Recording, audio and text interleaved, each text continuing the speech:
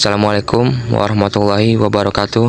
Kami dari kelompok 1 yang beranggotakan Aksal Aliana, Muhammad Rama Ilham Abdillah, Putri Anggia, dan Indah Rahmawati akan menjelaskan resensi dari sebuah novel yang berjudul Animal Farm.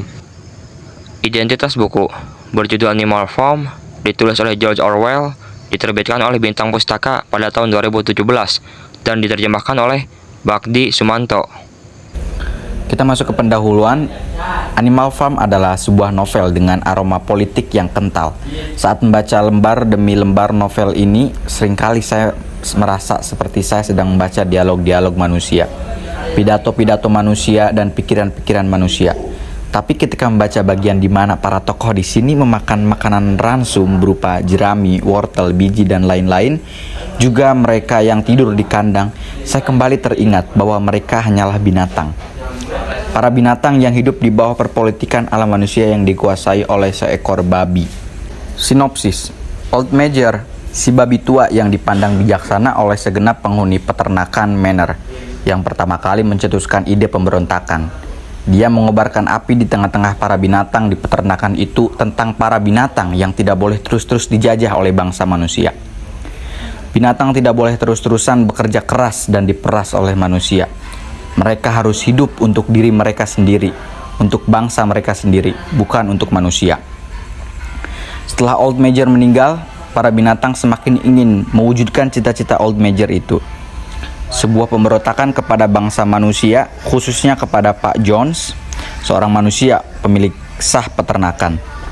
Singkat cerita, para binatang melancarkan pemberontakan dengan dipimpin dua babi yang paling cerdas, Snowball dan Napoleon. Setelah pemberontakan itu, peternakan Manor berganti nama menjadi peternakan binatang, dan pemimpin pengelolaan peternakan dipegang oleh Napoleon dan Snowball. Dimulai dari sinilah kerja politik mulai terlihat. Di awal, peternakan binatang tampak baik-baik saja, penuh demokratis, dan mereka bahagia dengan revolusi yang mereka raih. Namun, setelah itu kejadian seperti penjatuhan lawan politik di dunia manusia pun terjadi. Napoleon melancarkan fitnah kepada Snowball yang membuat Snowball dikejar oleh 9 anjing pribadi Napoleon. Demi si babi, Napoleon merebut kekuasaan tunggal.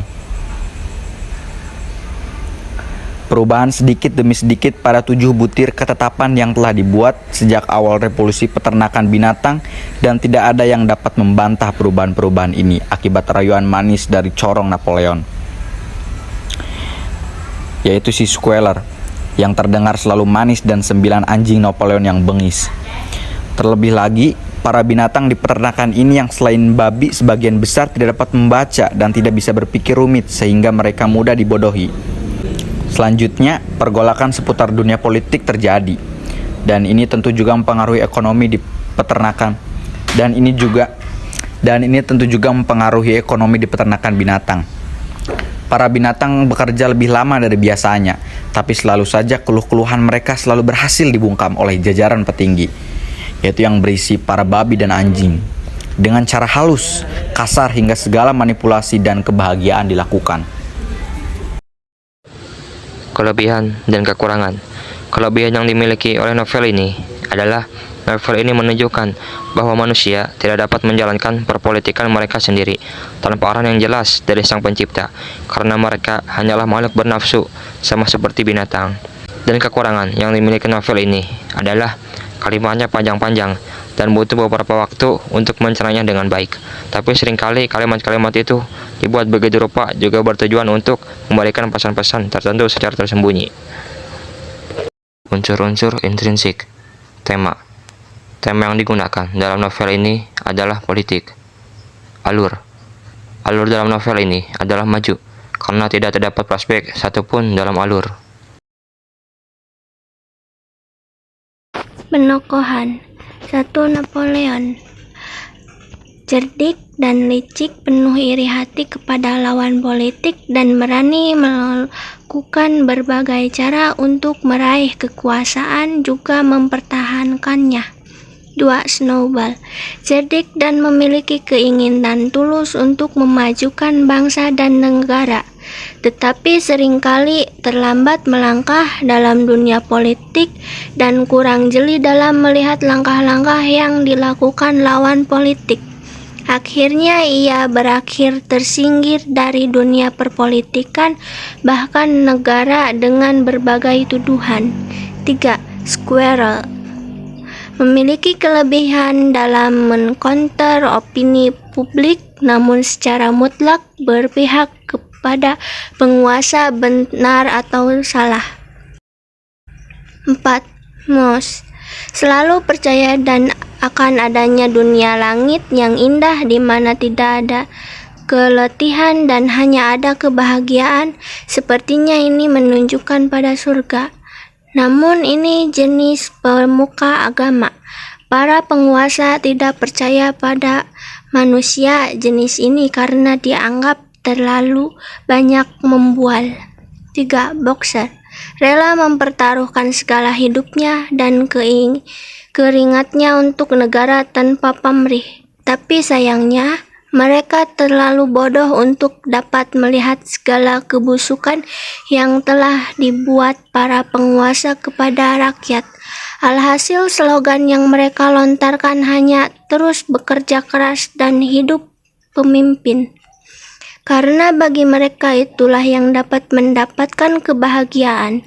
Di akhir hayatnya, ia diperlakukan tidak lebih sesongok daging potong oleh penguasa, dan penguasa pura-pura memberikan penghormatan kepada mereka di depan rakyat di hari kematian. Latar A. Tempat. Latar tempat yang digunakan dalam alur novel Annie Farm ini adalah lumbung, karena terdapat kutipan dari halaman 55 yang menyatakan, diam dan ketakutan. Binatang-binatang itu merayap kembali ke dalam lumbung. Berdasarkan alur dalam novel ini, latar waktu yang digunakan adalah siang.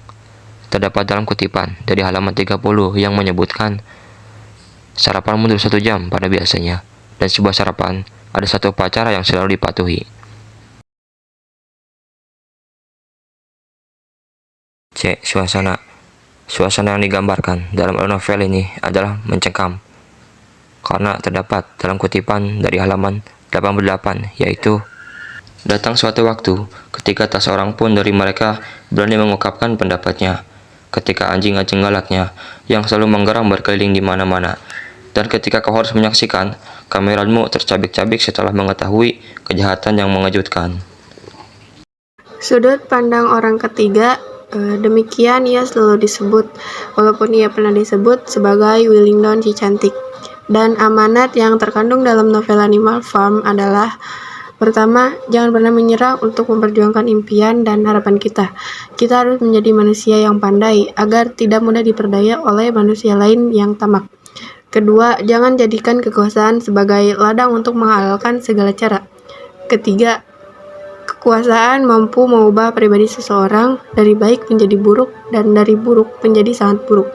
Dan yang terakhir, pentingnya pendidikan untuk kehidupan yang lebih baik.